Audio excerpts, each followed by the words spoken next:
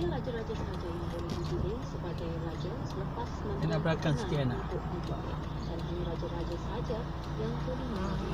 Sekiranya seorang raja tidak dapat berangkat ke dalam majlis pemilihan, seorang raja lain hendaklah dilantik oleh raja itu dan layak memiliki sehingga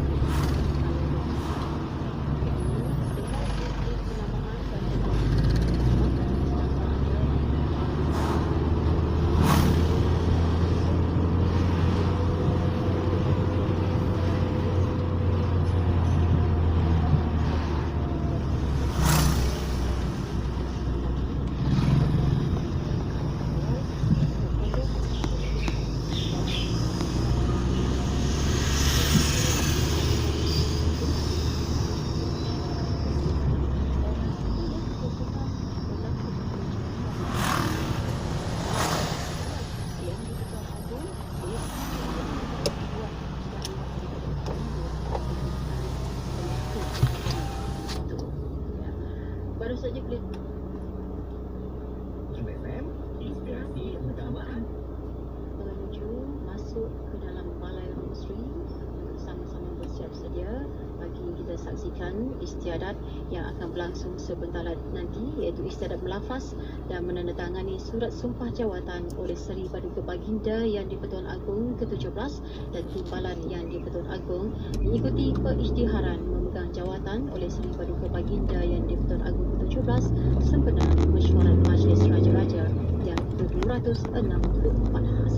Ya, dan apabila majlis raja-raja bersidang ini untuk prosedur pemilihannya untuk memilih Yang di-Pertuan Agong dan timbalan Yang di-Pertuan Agong, Yang di-Pertuan ini tidak ada walaupun mereka anggota majlis, dan pemilihan ini saudara dibuat secara undi sulit dan kertas undi yang digunakan tidak bernombor serta ditandakan dengan pen dan dakwat yang sama, dan kemudiannya dimasukkan dalam peti undi, dan kertas undi dimusnahkan di hadapan raja-raja sebaik saja keputusan undian diumumkan sama ada dibakar atau direjeh.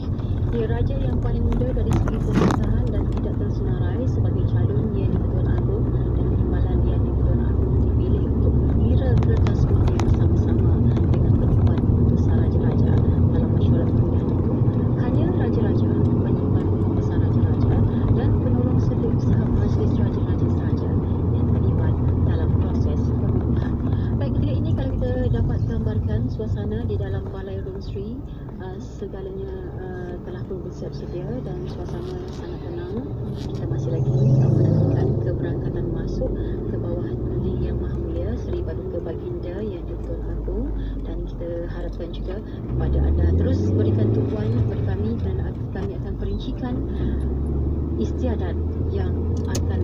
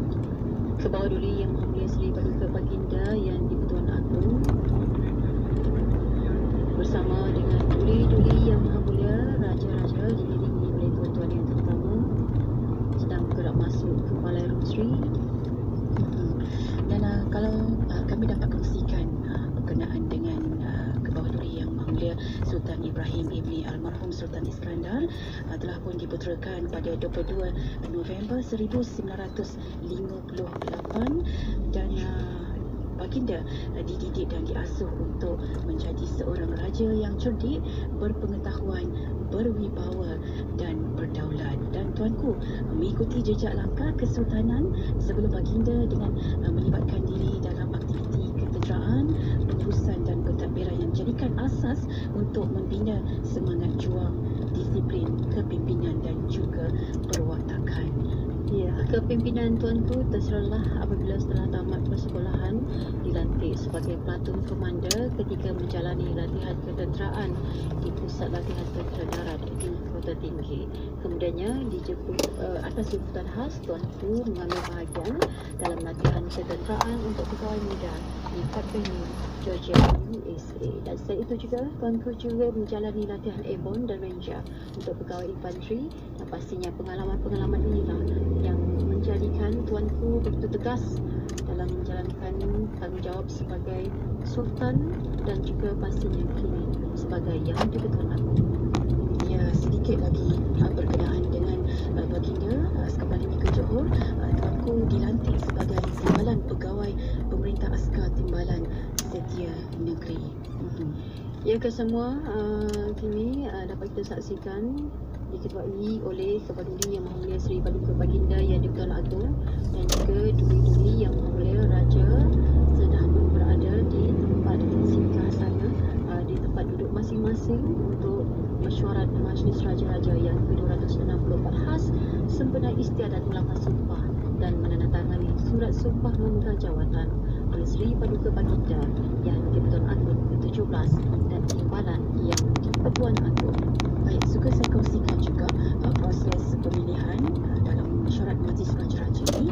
Semasa pemilihan, penyimpan mohon besar Raja-Raja membekalkan satu kertas undi setiap raja dan setiap raja diminta menandakan ada banyak. Ya, ketika ini dapat disaksikan penyimpan mohon besar Raja-Raja sedang menghadap dan memohon perkenan Duli Yang Maha Mulia Raja yang mengerusikan mesyuarat Majlis Raja-Raja bagi memulakan istiadat. Baiklah lalu. Tuanku Raja yang mengerusikan mesyuarat 264 Majlis Raja-Raja. Jalan juga. Patih ampun kunia tuanku untuk memulakan mesyuarat majlis khas yang diadakan pada pagi ini untuk lafaz sumpah memegang jawatan oleh Kepala Duli Yang Maha Mulia Sultan Ibrahim ibni almarhum Sultan Iskandar, Sultan Johor, dan Kepala Duli Yang Maha Mulia Paduka Seri Sultan Nazrin Muizzuddin Shah ibni almarhum Sultan Azlan Muhibbuddin Shah Al-Maghfurlah. Dimulakan tuanku.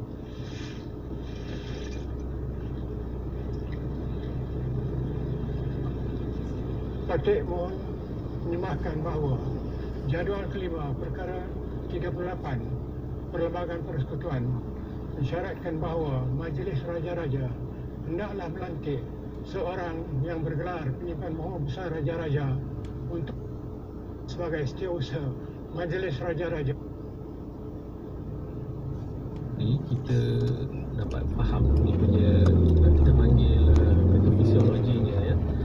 GERD tu bermaksud gastroesophageal reflux disease.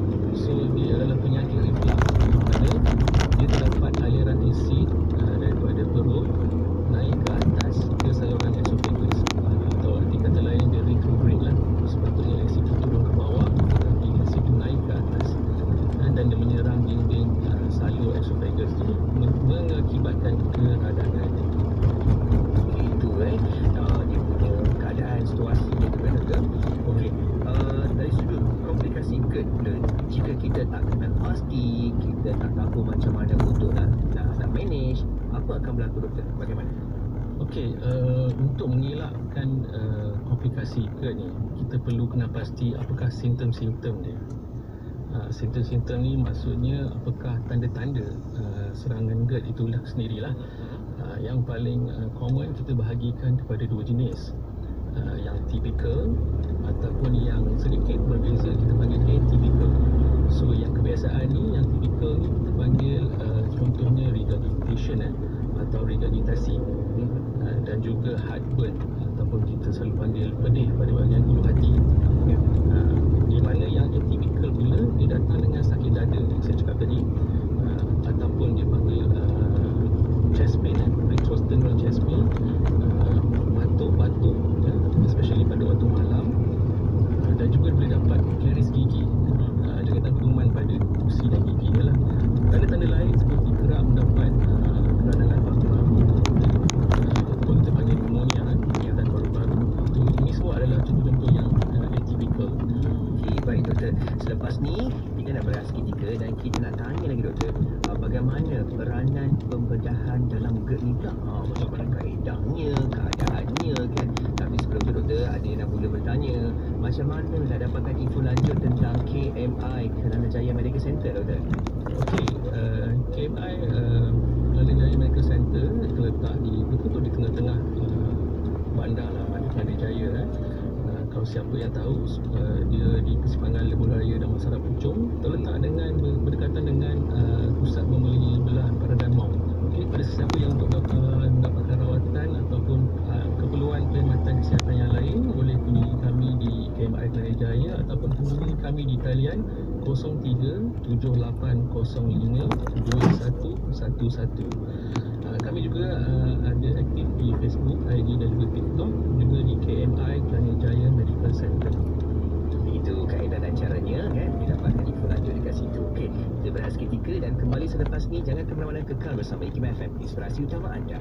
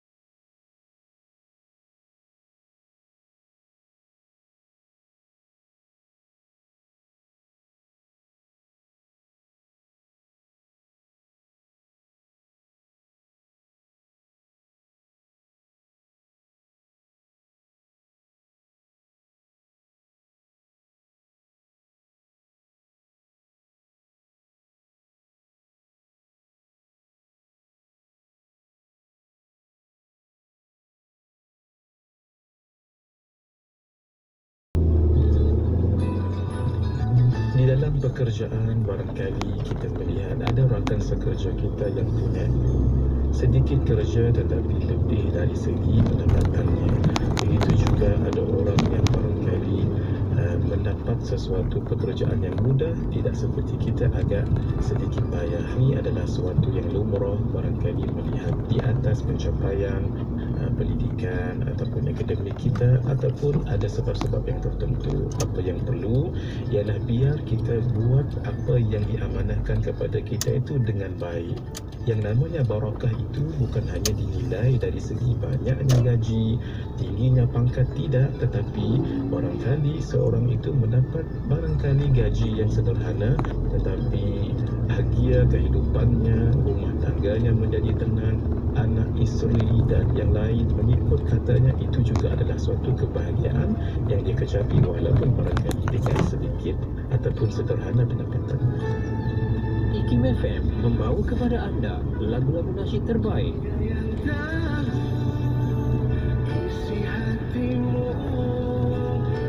IKIM FM memberi anda lagu-lagu nasyid yang mengusik jiwa.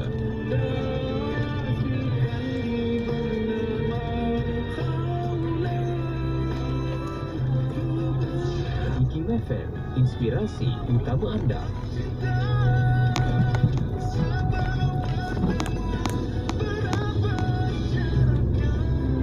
Tidak kira di mana jua, kami sentiasa bersama anda.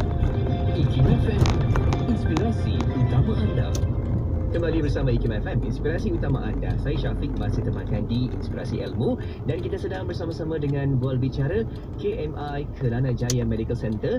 Kita ada Dr. Muhammad Khairil Abdul Khalil, merupakan pakar bedah am KMI KJMC. Okey doktor, kita nak tahu lagi tentang isu kesihatan ni, tentang masalah GERD. Tadi doktor dah berikan kepada kita pengenalannya, apa yang berlaku dan apa puncanya kan. Dan sekarang doktor, kita nak tahu